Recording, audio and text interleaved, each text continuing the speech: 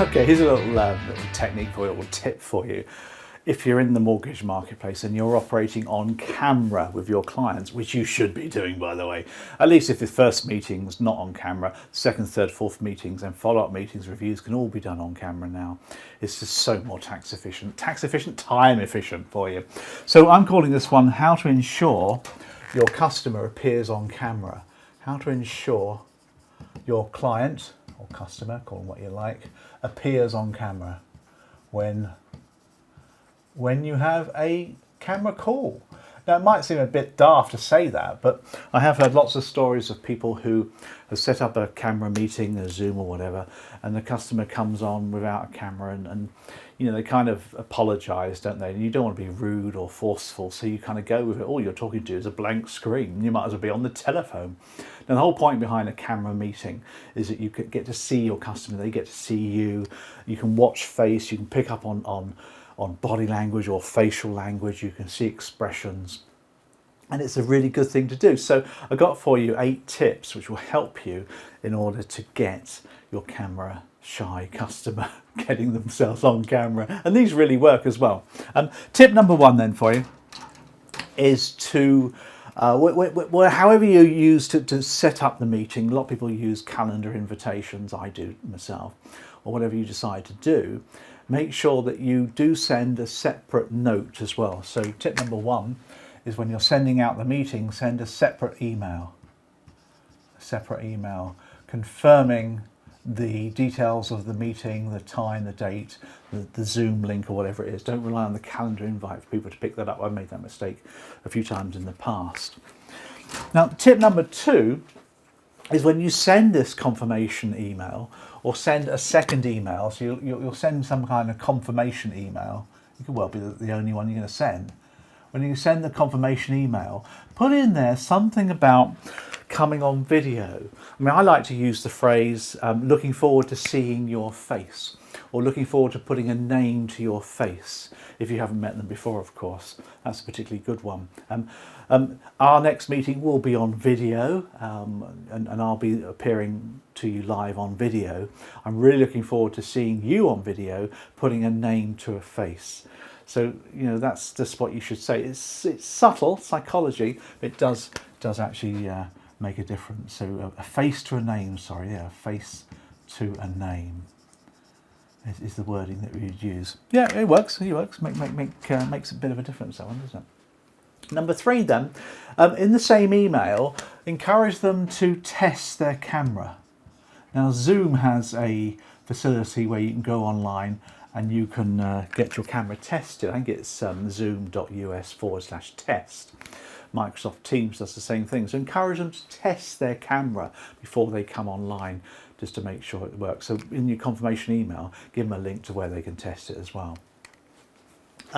Suggest to them when you come online, so again, this could be done in some kind of confirmation email as well. Suggest to them that you will set up the meeting for, say, 10 o'clock, but I'm going to be online at, say, 5 to 10 just to test the cameras. So get online 5 minutes beforehand and encourage them to do that as well. So clock on, if you like, at 9:55 just to make sure the camera's working and all is in order. So again, that's another subtle reminder, if you like. Yourself, when you come online, tip number 5, be camera ready. Be camera ready yourself. They call that being camera ready now, don't they? So if you're appearing with a whiteboard or PowerPoint or something, be ready. If you've got your Zoom zone behind you, your flowers and your photographs behind you, make sure you're all set up, got your lighting switched on, you've got your angle right with your camera before you click go. So you're camera ready, and that encourages the customer to do the same thing as well. So that's a nice little trick there as well. When you're explaining why you want to use the camera, use the compliant trigger because.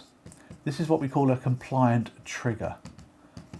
So if you're saying to the customer, it'd be great to see you on camera. I mean, I'm going to be on camera, you'll be on camera as well. The benefit of that is we'll be able to see each other and really get a good communication, because I want this meeting to go really well and really powerful for your mortgage application. Use the trigger word because it's a really good one to get things going.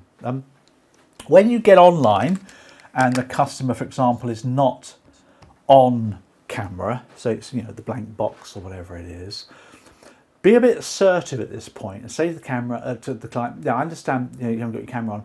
I'll hold on for 2 minutes whilst you get your camera put on. Or I'll hold on for a couple of minutes whilst you get your audio sorted and get your camera switched on. So, you know, I'll hold on, if you like, for 2 minutes while you do that. I'm happy to start in 2 minutes' time to allow you to get your camera switched on. Don't say to them, you know, do you mind putting your camera on? Don't say that. Just say, no, I see you haven't got your camera on, Mr. Brown. I'm happy to hold on now. I'm going to hold on for a couple of minutes whilst you get your camera sorted. It's quite assertive in a way, and it gets them organising it accordingly as well. The last point for you, and this is tip number 8, is be aware of your internal bias. There you go, internal bias. I think that's how you spell it. We've all got it. You yourself might not like the camera. You might be a face-to-face, in-person dude. You know, I build rapport when I'm belly button to belly button, eyeball to eyeball, you know, old-fashioned kind of structured person. There's lots of people like that. Of course there are, and I get it totally. If you're talking to somebody in person, you can't beat it. Of course you can't. It goes without saying. But the point is, though, that we're looking to maximise our business and help the customer by not having to travel either. So you need to go over the disadvantages. But of course, you may have a complete bias towards the in-person. So you might hate the video. So when you suggest a video meeting, half of you thinking, well, actually, I don't really want to do a video anyway. I hope they say no, so I can get in the car and go and see them, get a nice cup of tea, build the rapport. But you can build rapport and do all sorts of things on video as well. So be careful of your own internal bias. Are you camera shy yourself? Is the key one as well. If it all fails, then why don't you just use the telephone? There's nothing wrong with the phone. It does work. I mean, I was picking up the phone the other day, the landline. I mean, that landline is, what, over 100 years old, that technology, but it works fine. And people are quite happy with using the phone. So use the phone for your mortgage meetings. There's nothing wrong with that. Particularly if it's a customer that doesn't have technology maybe at home. Phone works just as well. Obviously, you need to send them or email them information along the way, but it's something to think about. Although video does really make a huge difference, and if you can get into virtual reality at some point in the future, it makes a huge difference too. Maybe not the customer, but there's nothing to stop you coming in on their Zoom or their Teams or their Skype or their Facebook or Portal, whatever the Facebook new thing's called, with you as a virtual reality person that they can be on 2-dimension. You know, you'll have the headset, you'll be able to do all of that. Moving forward, that's the way to think about it. But these are great tips in order to make sure they come on camera, because you do need to make some effort to do that as well. Hope that's been useful. Bye.